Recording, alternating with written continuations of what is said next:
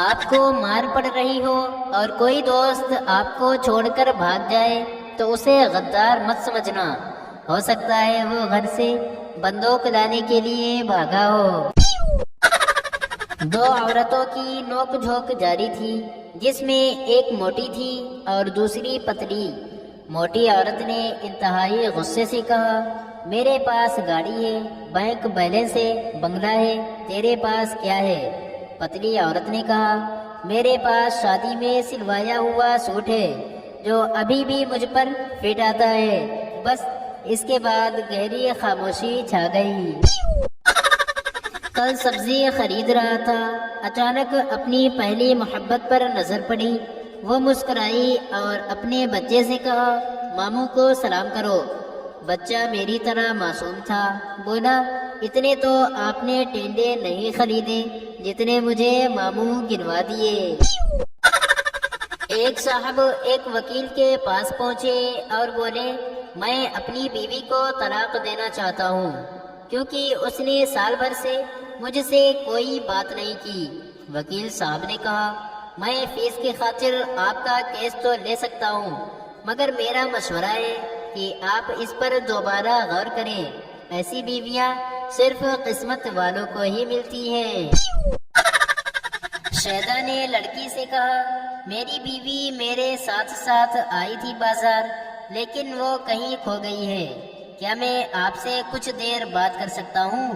لڑکی بولی، وہ کیوں؟ شہدے نے کہا، کیونکہ آپ سے بات کرتا دیکھ کر وہ خود ہی کہیں سے نمودار ہو جائے گی۔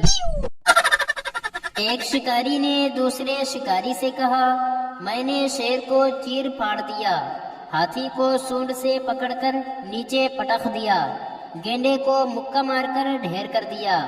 دوسرے شکاری نے حیرت سے پوچھا، پھر کیا ہوا؟ پہلا شکاری بولا، ہونا کیا تھا، کھلونوں کی دکان کے مالک نے مجھے باہر پھینک دیا۔ پپو اپنے دوست سے کہہ رہا تھا کہ محلے کی خوبصورت ترین لڑکی جب ہماری گلی سے گزری تو ہم نے اس کے قدموں کی خاک چوم لی، اور وہ پاگل میری ماں سے بولی، تیرا منڈا مٹی کھاندا ہے۔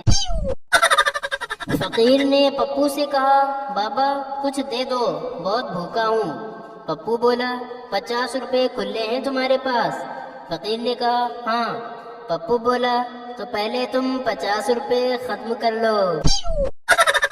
پپو ہوٹل میں گیا تو دیکھتا ہے کہ سب ٹیبلز پر جوڑے بیٹھے تھے اور بیٹھنے کے لیے جگہ ہی نہیں تھی۔ اس نے جیب سے فون نکالا اور کان پر لگا کر زور سے بولا، ابے تیری والی کسی اور کے ساتھ بیٹھی ہے، تو جلدی آ۔ 9 لڑکیاں ایک ساتھ ہی غائب ہو گئیں اور پپو آرام سے ٹیبل پر بیٹھ گیا۔ ایک مرتبہ ایک یورپی کتا ہمارے ملک آ گیا۔ ہمارے ملک کے کتوں نے پوچھا، بھائی آپ کے یہاں کوئی کمی ہے جو آپ ہمارے ملک میں آ گئے؟ اس نے کہا، وہاں کا رہن سہن، آب و ہوا، کھانا پینا اور معمولات زندگی یہاں سے کہیں بہتر ہے، لیکن بھونکنے کی جیسی آزادی جو آپ کے ملک میں ہے ویسی پوری دنیا میں کہیں نہیں ہے۔